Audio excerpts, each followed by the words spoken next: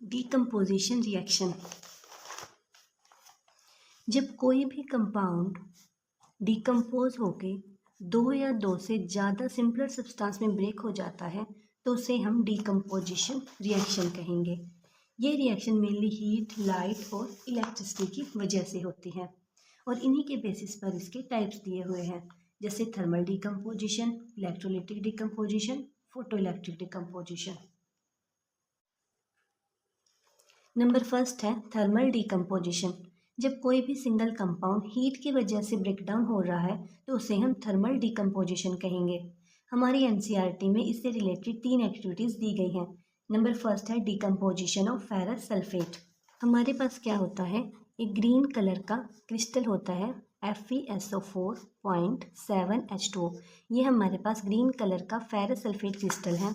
जब हम इसे टेस्ट ट्यूब में लेकर हीट करेंगे तो हीट की वजह से जो इसके बीच के बॉन्ड्स हैं वे ब्रेक डाउन हो जाएंगे और ये क्रिस्टल वाटर मॉलिक्यूल्स को लॉस कर देगा और हमारे पास अनहाइड्रस फेरस सल्फेट आ जाएगा, जो क्या है, एक वाइट कलर का पाउडर है।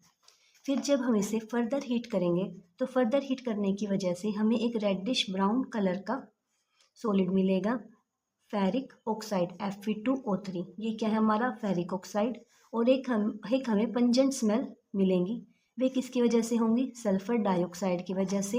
और कुछ फ्यूम्स देखने को मिलेंगी, वे क्या होंगी, सल्फ़र ट्राइऑक्साइड की वजह से। इस रिएक्शन के यूज़ क्या हैं, जो हमारा फेरिक ऑक्साइड है वो हमारा पेंट्स वगैरह में यूज़ होता है, जैसे हम गेट और ब्रिजेस को पेंट करने के लिए यूज़ करते हैं ताकि वो रस्ट से बच सकें। जो हमारा सल्फ़र डाइऑक्साइड है वो हमें फूड प्रिजर्वेशन में यूज़ होता है और ब्लीचिंग वगैरह में। और जो हमारा SO3 है, सल्फ़र ट्राइऑक्साइड, उसका यूज़ हम सल्फ्यूरिक एसिड बनाने में करते हैं। सेकेंड एक्टिविटी है हमारे पास डीकम्पोजिशन ऑफ कैल्शियम कार्बोनेट।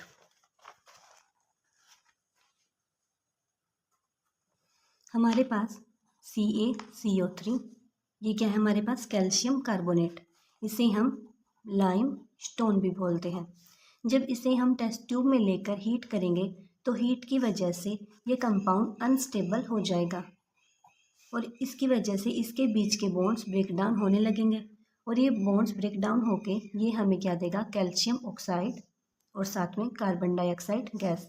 जो ये कैल्शियम ऑक्साइड है इसे हम क्या बोलते हैं, क्विक लाइम।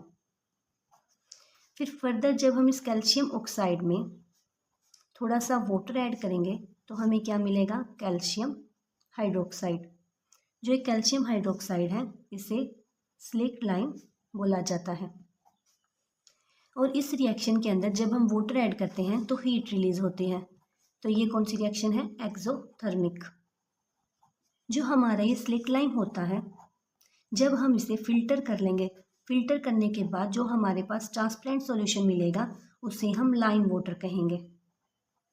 फिर जो ये हमारे पास ट्रांसपेरेंट सॉल्यूशन है CaOH2 मीन्स लाइम वाटर, इसका यूज़ हम इस CO2 की कन्फर्मेशन टेस्ट में करते हैं।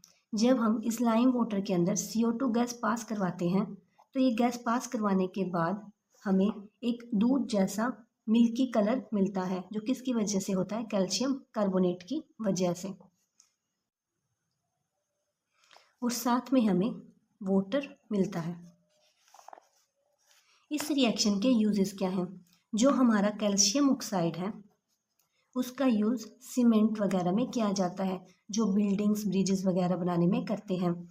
जो हमारी कार्बन डाइऑक्साइड गैस है उसका यूज़ जो प्लांट्स हैं वे अपने फूड को प्रिपेयर करने में भी करते हैं और ये एक कंबशन को सपोर्ट नहीं करती, इसलिए इसका यूज़ फायर कंट्रोल में भी किया जाता है।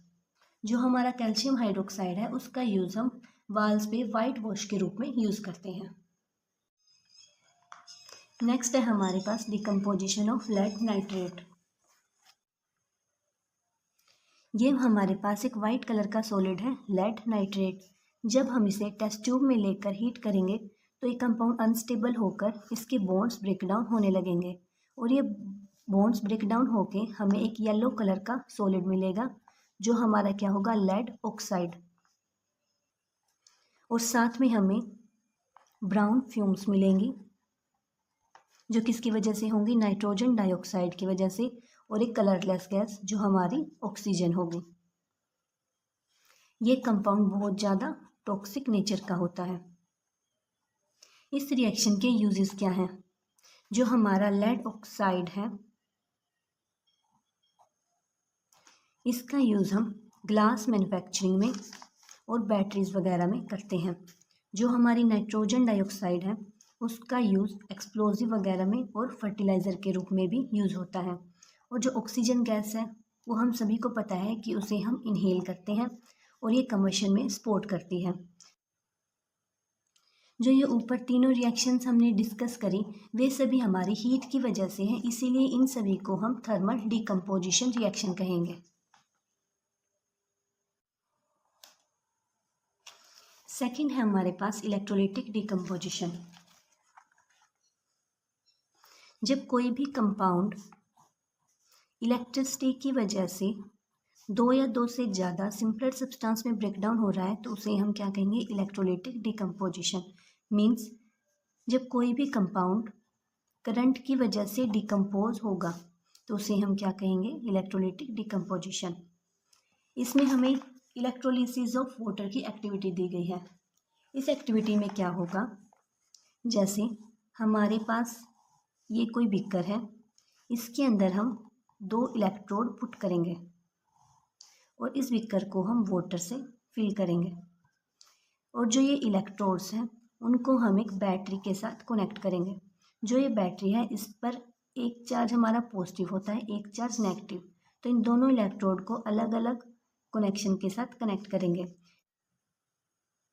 जो इलेक्ट्रोड नेगेटिव के साथ अटैच होगी, उसे हम क्या कहेंगे, कैथोड। और जो पॉजिटिव टर्मिनल के साथ अटैच होगी इलेक्ट्रोड, उसे हम कहेंगे एनोड। जो हमारी कैथोड होती है, उस पर होती है हमारी रिडक्शन, और जो एनोड होगी उस पर होगी हमारी ऑक्सीडेशन। हम ऐसे याद रख सकते हैं, जैसे सी से कैट, आर से रैट, तो इनका एक कॉम्बिनेशन होता है, इसलिए हम ऐसे याद कर सकते हैं, कैथोड पे होगी रिडक्शन और एनोड पे होगी ऑक्सीडेशन। अब जो रिडक्शन है, रिडक्शन में क्या होता है, रिडक्शन में होता है हमारा गेन ऑफ इलेक्ट्रॉन, ठीक है। और फिर क्या है, ऑक्सीडेशन। ऑक्सीडेशन में हमारा होता है लॉस ऑफ इलेक्ट्रॉन। अब इस रिएक्शन में क्या होगा, जब इसमें से हम करंट पास आउट करवाएंगे, तो जो वाटर मॉलिक्यूल्स हैं वो ब्रेक डाउन होकर हमें H पॉजिटिव और OH नेगेटिव देंगे। अब देखिए, जो हाइड्रोजन है उस पर हमारा पॉजिटिव चार्ज है, तो वो कहाँ जाएगा, जो इलेक्ट्रोड नेगेटिव है, मीन्स जो नेगेटिव टर्मिनल के साथ अटैच है, तो ये जो H पॉजिटिव है वो यहाँ पर जाएगी, मीन्स कैथोड के पास, और जो OH नेगेटिव है वो एनोड के पास जाएगा। ये इस इलेक्ट्रोड पर जाकर यहाँ पर क्या रिएक्शन करेगी, जो H पॉजिटिव है वो यहाँ पर इलेक्ट्रॉन का गेन करके क्या बना देगी, H2 गैस। तो यहाँ पर हमारी H2 गैस बबल्स की फॉर्म में मिलेगी। अब इस रिएक्शन में क्या हुआ, इस रिएक्शन में हाइड्रोजन ने इलेक्ट्रॉन का गेन किया। अब जो इलेक्ट्रॉन का गेन किया, मीन्स यहाँ पर क्या हो रही है, रिडक्शन। और जो OH नेगेटिव है वो हमारी ऑक्सीजन गैस रिलीज करेंगे और साथ में इलेक्ट्रॉन देंगे। ये हमारी बैलेंस इक्वेशन होती है। तो यहाँ पे इस OH नेगेटिव ने क्या किया, इसने इलेक्ट्रॉन्स को रिलीज किया, मीन्स जो लॉस ऑफ इलेक्ट्रॉन करता है वो क्या होती है, ऑक्सीडेशन। मीन्स इस एनोड पर क्या हुई, ऑक्सीडेशन। हमें इन इलेक्ट्रोड्स पर यहाँ पर हमें ज़्यादा बबल्स देखने को मिलेंगे, यहाँ पर थोड़े से कम। क्यों, क्योंकि जो हमारा H2O होता है वो हमारे 2:1 की फॉर्म में होता है, मीन्स 2 हाइड्रोजन और 1 ऑक्सीजन। तो हमें कैथोड पर ज़्यादा बबल्स देखने को मिलेंगे और एनोड पर हमें थोड़े से कम बबल्स। फिर हमें इनकी कन्फर्मेशन के टेस्ट के लिए क्या करते हैं, जैसे हम क्या करेंगे, एक मैच स्टिक को हम यहाँ इसके पास में लेके जाएंगे थोड़ा सा, तो हमें पॉप का साउंड मिलेगा, तो हमें कंफर्म हो जाएगा कि यहाँ से हमारी हाइड्रोजन गैस निकल रही है। ऑक्सीजन की कन्फर्मेशन के लिए हम क्या करेंगे, एक जलती हुई लकड़ी को जलाकर फिर उसके बुझा के इसके पास लेके जाएंगे, तो वो हमारी और ज़्यादा मतलब हमें जलती हुई दिखाई देगी। इस रिएक्शन के यूजेस क्या हैं, इस रिएक्शन में ना तो कोई भी बाय प्रोडक्ट्स बनता, ये बहुत ही क्लीन मेथड है गैसेस के प्रोडक्शन के लिए। और जो हमारी H2 गैस है उसका यूज़ हम रॉकेट फ्यूल वगैरह में या फिर फ्यूल सेल्स में यूज़ करते हैं। एक छोटा सा पॉइंट, जो हमारा प्योर वाटर होता है उसमें से इलेक्ट्रिसिटी कंडक्ट नहीं होती, तो इसलिए हमें इस सॉल्यूशन के अंदर थोड़ा सा एसिड ऐड करना होता है इस वाटर की कंडक्टिविटी को इंक्रीज करने के लिए। फिर है हमारे पास फोटोइलेक्ट्रिक डिकम्पोजिशन। जब कोई भी कंपाउंड सनलाइट की वजह से डिकम्पोज हो रहा है तो उसे हम फोटोइलेक्ट्रिक डिकम्पोजिशन कहेंगे। इसमें हमें दो एक्टिविटी दी गई है, एक तो सिल्वर क्लोराइड और एक सिल्वर ब्रोमाइड की सनलाइट के प्रेजेंस में। इनमें क्या होता है, जो हमारा सिल्वर क्लोराइड है ये हमारा वाइट कलर का होता है और जो हमारा सिल्वर ब्रोमाइड है ये हमारा येलो कलर का।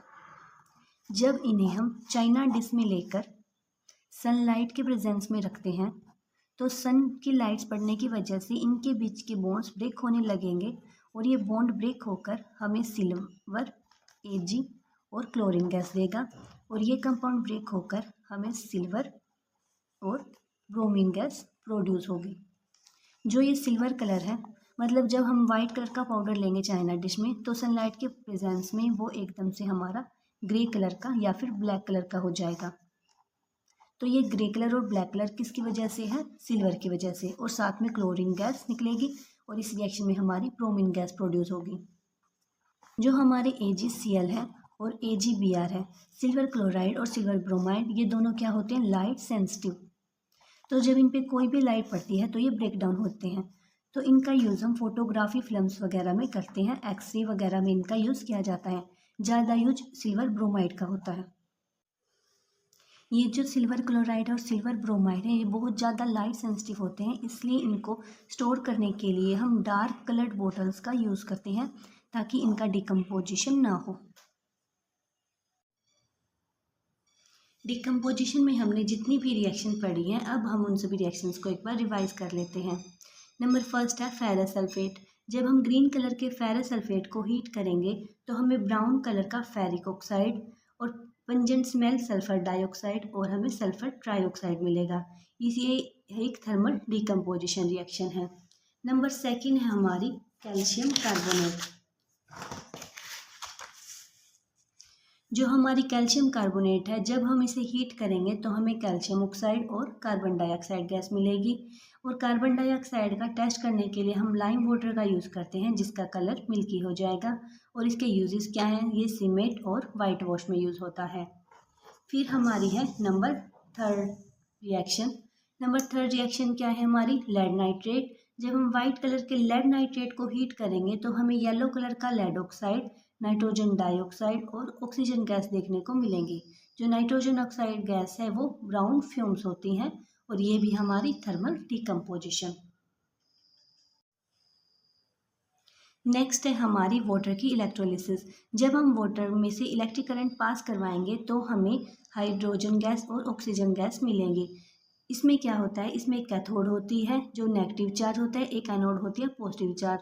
कैथोड पर हमारी हाइड्रोजन इकट्ठी होगी जो हमें पॉप का साउंड दिखाएगी और एनोड पर हमारी ऑक्सीजन गैस इकट्ठी होगी जो हमें ग्लोइंग स्प्लिंट शो होगी। इसकी रेशियो होता है H2 की रेशियो होता है 2:1। इसका टाइप क्या है, इलेक्ट्रोलिटिक डिकम्पोजिशन। फिर है हमारे पास सिल्वर क्लोराइड। जो सिल्वर क्लोराइड है वो सनलाइट के प्रेजेंस में हमें सिल्वर मेटल देगा और क्लोरीन गैस देगा। जो सिल्वर क्लोराइड है उसका कलर होता है वाइट और जब ये डिकम्पोज होगा तो ये हमें ग्रे कलर का सिल्वर मेटल देगा और ये फोटोकेमिकल डिकम्पोजिशन का एग्जाम्पल है और इसका यूज़ हम फोटोग्राफी में करते हैं। लास्ट रिएक्शन है हमारी सिल्वर ब्रोमाइड। जब हम पेल येलो कलर के सिल्वर ब्रोमाइड को सनलाइट के प्रेजेंस में रखते हैं तो हमें ग्रे कलर का सिल्वर मेटल मिलेगा और हमें ब्रोमीन गैस देखने को मिलेगी। इसका यूज़ भी हम फोटोग्राफी में करते हैं और ये भी हमारी फोटोकेमिकल डिकम्पोजिशन रिएक्शन है। अगर आपको आज का वीडियो सच में पसंद आया हो तो लाइक और शेयर ज़रूर करें और रानी साइंस लैब को सब्सक्राइब करना ना भूलें।